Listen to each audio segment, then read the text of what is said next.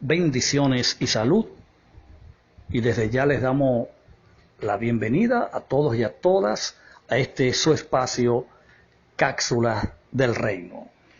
Cuando son las 3:36 de la tarde del día 30 de agosto del 2019, les habla desde la ciudad de Maracaibo, Venezuela para el mundo, su amigo y maestro en la plenitud del reino, Miguel Faría, que feliz y gozosamente pues les dice que aquí están nuevamente con ustedes, enfocados y firmes en esta misión y en esta asignación que tenemos de esclarecer todos estos temas bíblicos. Sí es bueno decirlo, con algunas veces improvisadas, hay que reconocerlo, y con algunos errores que se hayan cometido o que he cometido en cuanto a citas bíblicas y otros aspectos, pero lo importante es que tenemos la mejor intención, tenemos el mejor deseo de analizar todos estos temas y hacérselos llegar de muy buena fuente, y que usted haga lo propio, haga sus propias investigaciones, haga sus propios análisis y pueda llegar a sus propias conclusiones. Yo quiero leer los pasajes que estamos utilizando como fundamento de este estudio, como lo es el tema del reino de 1000 años o el milenio, como bien tenga usted llamarlo, o como tenga bien llamarlo. No peca, no es un pecado de muerte, nadie lo va a matar. Se está hablando de lo mismo cuando habla del reino de 1000 años o menciona la expresión el milenio, está hablando de lo mismo. Entonces vamos a leer los pasajes que hemos utilizado como el fundamento de este estudio o de este análisis, y se encuentra en Apocalipsis capítulo 20, por favor, desde el verso 1 al 7, es donde vamos a hacer la lectura. Dice así: vi a un ángel que descendía del cielo con la llave del abismo y una gran cadena en la mano, y prendió al dragón, la serpiente antigua, que es el diablo y Satanás, y lo ató por 1000 años, y lo arrojó al abismo, y lo encerró, y puso su sello sobre él, para que no engañase más a las naciones, hasta que fuesen cumplidos 1000 años. Y después de esto debe ser desatado por un poco de tiempo.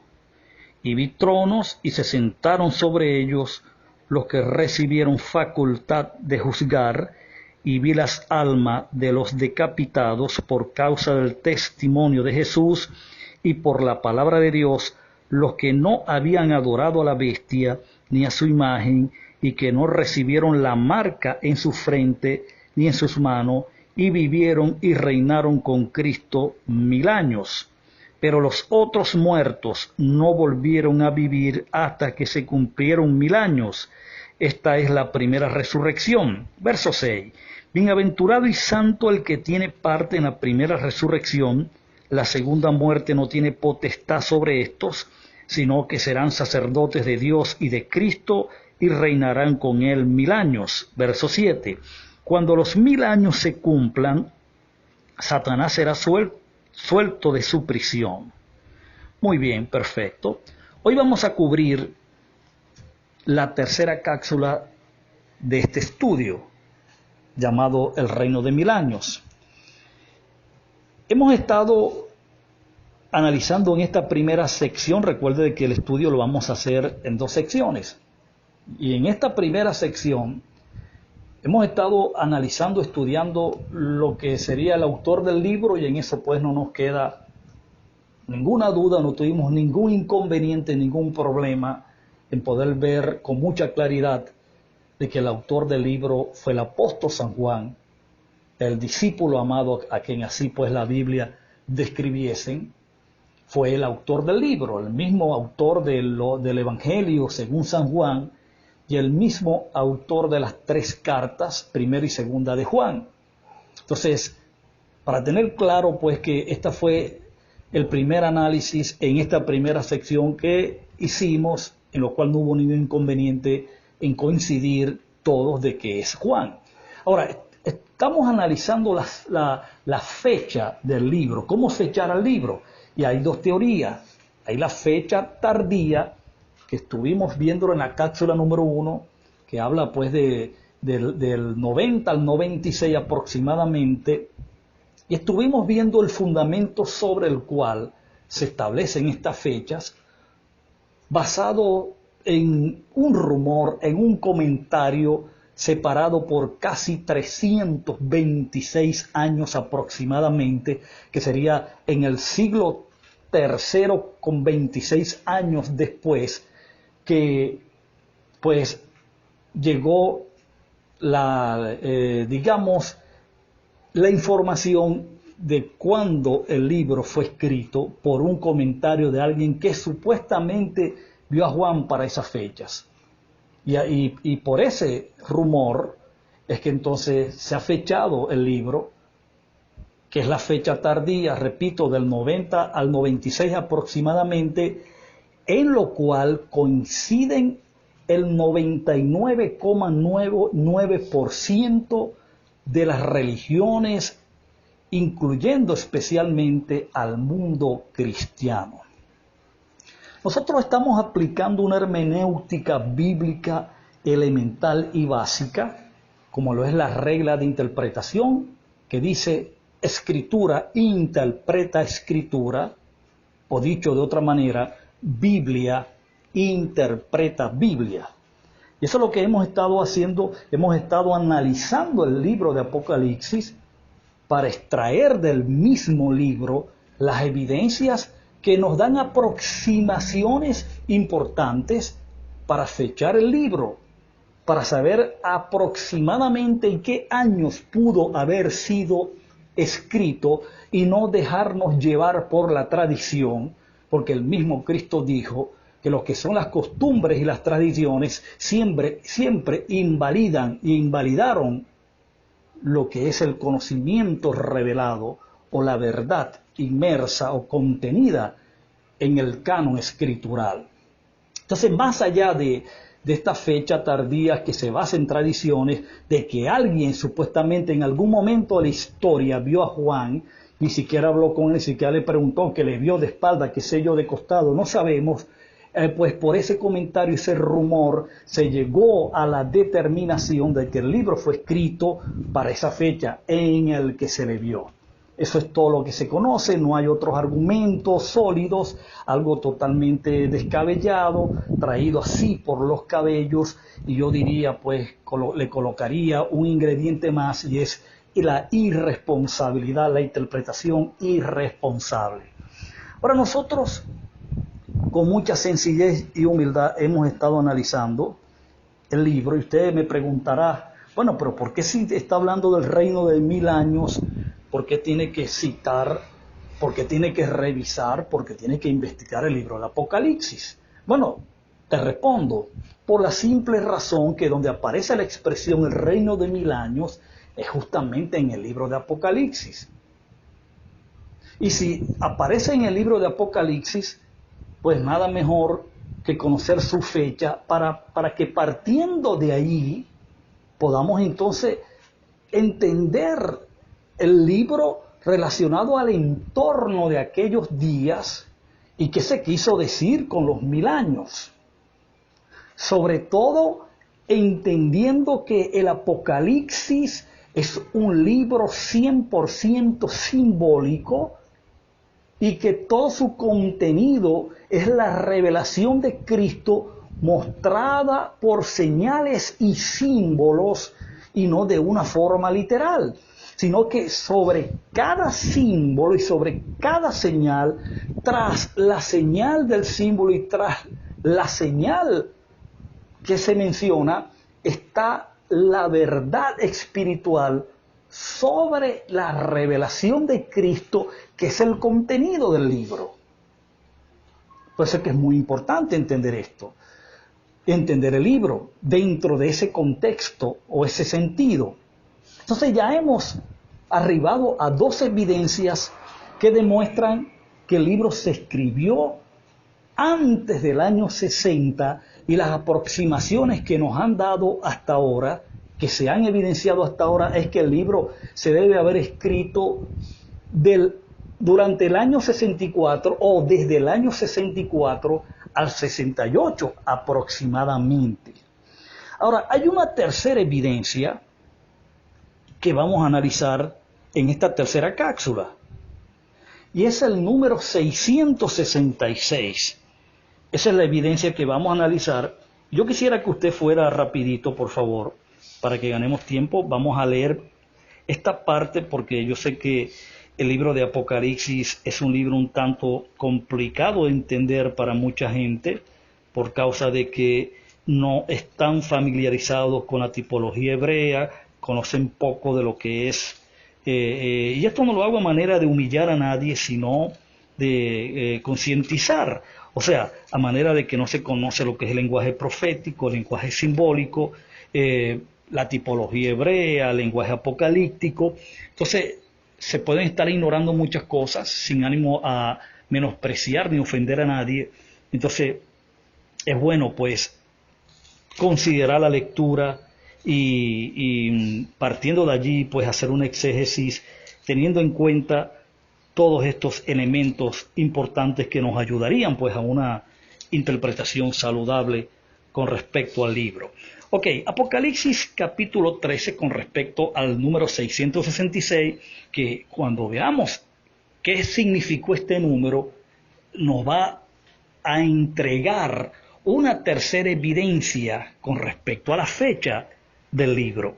Capítulo 13 del libro de Apocalipsis, versos 16 al 18 dice: y hacía que a todos los pequeños y grandes, verso 16, y hacía que a todos, pequeños y grandes, ricos y pobres, libres y esclavos, se les pusiese una marca en la mano derecha o en la frente, y que ninguno pudiera comprar ni vender sino el que tuviese la marca o el nombre de la bestia o el número de su nombre.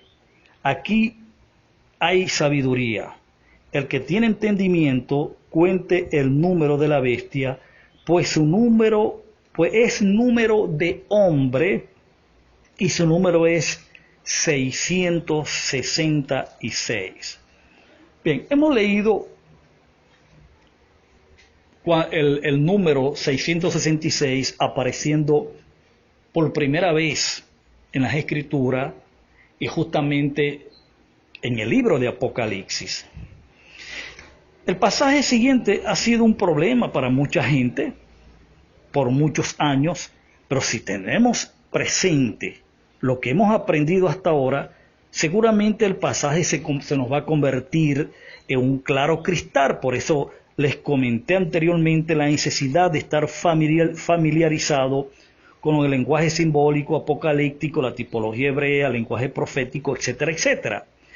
La sección que necesitamos enfocarnos ahora es esta que acabamos de leer, del verso 16 al 18, del capítulo 13, donde encontraremos que cada uno de los nombres que fueron escritos en el libro de la vida del Cordero, los que no recibieron la marca ni en su mano derecha ni en su frente, al igual que ninguno podría comprar ni vender, excepto los que tenían la marca o el nombre de la bestia y el número de su nombre. Aquí está la sabiduría. El que tenga entendimiento que entienda, porque el número de la bestia es un número de hombre y su número es 666. O sea, el número es colocado, o la señal del número, el significado del número, es colocado de forma simbólica en la frente y en la mano derecha de cada uno de aquellos que se lo dejaron marcar, cuyos nombres no estaban inscritos en el libro de la vida. Ahora, esto no es un pasaje aislado de las Escrituras. Si tomamos en cuenta una cosa bien importante, el libro de Apocalipsis es una recopilación de todos los símbolos proféticos, apocalípticos y toda la tipología hebrea, es decir, todo lo que tiene que ver con cuernos, montes, bestias, mujeres, números, señales. Todo esto es registrado en el Antiguo Testamento, el Antiguo Pacto, de manera que Apocalipsis hace una recopilación de todos estos lenguajes utilizados en el Antiguo Pacto por los profetas del Antiguo Pacto y los retoma para que haya una mayor claridad y familiarización con las audiencias. Recuerda que el libro se escribe a las audiencias de las 10 tribus de Israel que estaban en el Asia. Y eso sería otro tema, pero es a quién se les dirige el libro. Entonces, por eso es que hablamos en la primera evidencia de que el Israel del primer siglo, la Jerusalén del primer siglo, fue a quien se le cobró la sentencia del juicio por la muerte de los profetas, de todos los justos, por la muerte de Cristo. ¿Por qué? Porque fueron ellos quienes traspasaron, quienes mataron a Cristo, y esa fue la primera evidencia que analizamos de que el libro fue una fecha, o fue escrito, debo decir, una fecha temprana antes del año 70 después de Cristo. Ahora, hablamos de que este pasaje de Apocalipsis capítulo 13, donde aparece por primera vez y la única vez que aparece el 666 como un símbolo, como una marca, un símbolo, no es un registro aislado en las Escrituras, sino que el profeta Ezequiel registró una escena muy similar en Ezequiel capítulo 8 y 9, usted lo va a leer en su casa, con una serie de escenas que Dios mostró bien importante a Ezequiel acerca de las abominaciones que el pueblo de Israel estaba practicando como si fueran hombres comunes que tuviesen en cualquier camino. Hasta los sacerdotes del templo estaban andando en estos caminos de tinieblas, en estos caminos carnales, totalmente desconectados con la realidad de su servicio. Fíjate lo tremendo de esto. Entonces Dios dio la orden para que un escribano fuese a través de la ciudad y colocase una marca en la frente de todos los hombres que caminaban con un temor, caminaban en el temor de Dios, estos hombres que eran devotos, que tenían, una voluntad al servicio de Dios y que abominaban todas estas prácticas paganas y pecaminosas que el pueblo de Israel masivamente se había volcado, según el capítulo 9, verso 4. Después que el escribano volvió, los ejecutores salieron por la ciudad a matar a cada uno de los hombres, jóvenes, viejos, ancianos, niños y niñas, mujeres que no tuvieran la marca. Ahora, entendemos de este pasaje que la marca no era una marca física. ¿Por qué? Porque Ezequiel estaba teniendo una visión. La marca era un símbolo de la condición espiritual de los habitantes de Jerusalén. Los que están con la marca estaban en lealtad con Dios. La razón de esto es así por la importancia de lo que se está hablando en Apocalipsis 13, del 16 al 18, que está basada en Ezequiel capítulo 8 y versículo 9, es decir, que no es un tema aislado. Sin embargo, en el Apocalipsis 13, 16 al 18, se invierte la marca. Es decir, la marca estaba en los que estaban contra Dios en el Apocalipsis y tenían lealtad a la bestia, mientras que en Ezequiel la marca estaba sobre quienes estaban en obediencia y al servicio del Dios eterno, y no a la corrupción que se estaba moviendo en aquellos tiempos.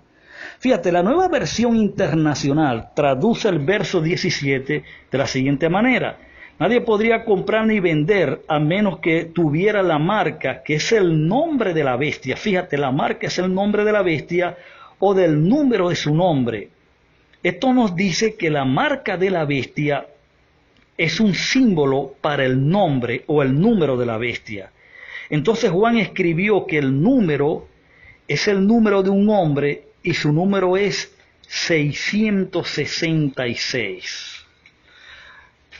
Esto nos dice que los que recibieron la marca estuvieron realmente en lealtad con un hombre, realmente una persona del primer siglo. Así pues, ¿quién era este? ¿Quién era esta persona? Esa persona tenía un nombre, y ese nombre era Nerón César. Fue Nerón César quien estableció todo esto. Fue Nerón César quien arremetió por primera vez contra la iglesia de una forma cruel, criminal y asesina. Juan utilizó en sus días la gematria llamada el rompecabezas, con el cual los números que se utilizaban representaban a ciertas letras, y esto era para describir, o sea, Juan no podía colocar el nombre de la persona abiertamente, sino que usó esta gematria hebrea para colocar el equivalente de las letras del nombre en número, y de esta manera despistar un poco al imperio, pero enterar a la iglesia o informar a la iglesia de qué y de quién se trataba. Entonces Juan utilizó este rompecabezas para revelar el nombre de Nerón sin realmente anotar su nombre. Recuerde que la iglesia temprana era perseguida durante este tiempo, y no solamente judíos, sino también de los romanos. Pero, lamentándolo mucho, el tiempo que me queda es para agradecerte, para desearte que tengas el mejor de los días, y será hasta la próxima. Feliz día.